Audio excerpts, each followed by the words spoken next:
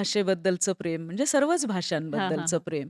त्यामुळे मग संस्कृत, मराठी अ, साहित्यामधले, प्राचीन साहित्यामधले कोट्स किंवा मराठीच्या प्राचीन परंपरांमधले काही श्लोक जसं की गाथा सप्तशती वगैरे ते घेऊन मग त्यानुसार कशी स्टोरी तयार होईल, तो विचार करून मग तशा प्रकारे शिल्पांची रचना हं, हं. आम्ही त्या फोटोची मी स्वतः हां, हां. काढलेल्या किंवा काही मिळवलेल्या फोटोची रचना करून मग एका साडीवरची स्टोरी तयार होऊ पण लागली. ही जी स्टोरी आहे, ती हं, एका साडीवर उतरवणं, हं. हे खूप जिकिरीचं काम आहे. तर अगदी. त्याच्यासाठी किती वेळ लागतो? आणि तेही हँडमेड असेल तर होय, हां, मग होय. किती किती वेळ लागतो त्यासाठी एक आधी साडी तयार करायला? होय.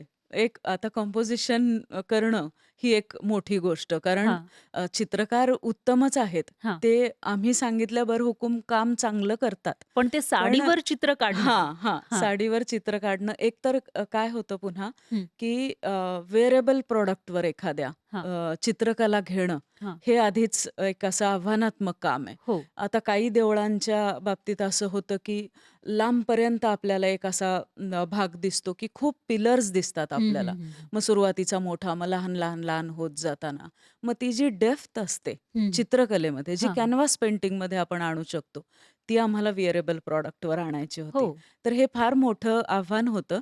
त्यामुळे सतत चित्रकारांसोबतच्या बैठकी, ऑनलाईन संवाद किंवा पुण्यात जाऊन, कोल्हापूरला जाऊन त्यांची भेट घेणं हं, आणि हं. त्यानुसार काम करणं हे सुरू झालं आणि हं, हं. मग बाजूला आता एक स्टोरी म्हणून हां, एक हां. उदाहरण द्यायचं म्हणून मी सांगते तुम्हाला, की एक पत्रलेखा नावाची साडी आहे राजसीची. हां, हां. तर प्रत्येक साडीला नाव आहे बरं का अच्छा. आणि त्या नावावर हुकूम पुन्हा आमच्या वेबसाईटवर त्या साडीची व्यवस्थित माहिती आहे, की कोणत्या कालखंडामध्ये ह्या देवळाचं स्थापत्य निर्माण झालं, कोणत्या राजाने हे केलं, अच्छा. त्यामागची त्या राजाची भूमिका काय होती हं, हं, हं. किंवा सोलंकींच्या राणीने राणी की वाव बांधली, हं, हं, तर हं. त्यामागची राणीची भूमिका काय होती? हां, हे हां. सगळं आम्ही वेबसाईटवर सांगितलेलं आहे अगदी ओह! आणि मग त्यानुसार त्या साडीचं नाव ठरलेलं आहे हं, हं, आमचं. हं. तर ह्या पत्रलेखा साडीचं उदाहरण घ्यायचं झालं, हां.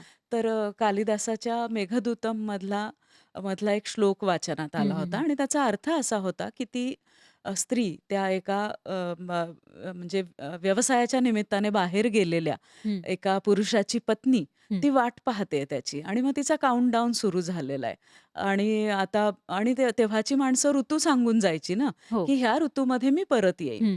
मग आता हे सगळं ही विरह वेदना हां. घरातल्या मोठ्या माणसांसमोर बोलणं शक्यच नव्हतं. हं. किंबहुना कोणाच्याच समोर हे बोलणं शक्य नव्हतं. तो काळच तसा नव्हता. तर आपापलंच मग त्या काळातल्या स्त्रिया पाळीव प्राण्यांसोबत ह्या गप्पा मारायच्या, हं, हं. की मला त्याची आठवण येते किंवा आता इतकेच दिवस राहिले त्याच्या परत येण्याला वगैरे. आणि हे सगळं वाचलं, तो अर्थ मनात मुरवून घेतला आणि मग लक्षात आलं, की कोणार्क मंदिराच्या जवळपासच्या भागातली अशी अनेक शिल्प आहेत, त्याचे फोटोज आपल्याकडे आहेत हं, हं, हं. आणि मग त्यानुसार आणि मग त्या सगळ्या आणि आम्ही एकत्र होतो. हं, शांता शेळकेंनी सुद्धा या अनुवादामध्ये फार छान ही गोष्ट सांगितलेली हं, आहे, हं. की जेव्हा ते एकत्र होते तेव्हाचं त्यांचं स्मरणरंजन, हां, हा हां. सगळा सिक्वेन्स शिल्पांच्या रचनेमध्ये मिळत गेला. अच्छा. कारण संशोधन केलेलं हं, होतं हं, हं, तसं. हं. तितकं वाचन, अभ्यास कारण शेवटी संस्कृतीचे दूत म्हणून आपण काम हं, करतोय. हं. आपल्या प्राचीन इतिहासाला आपण मिरवण्याचं काम हं, करणार हं, आहोत. हं.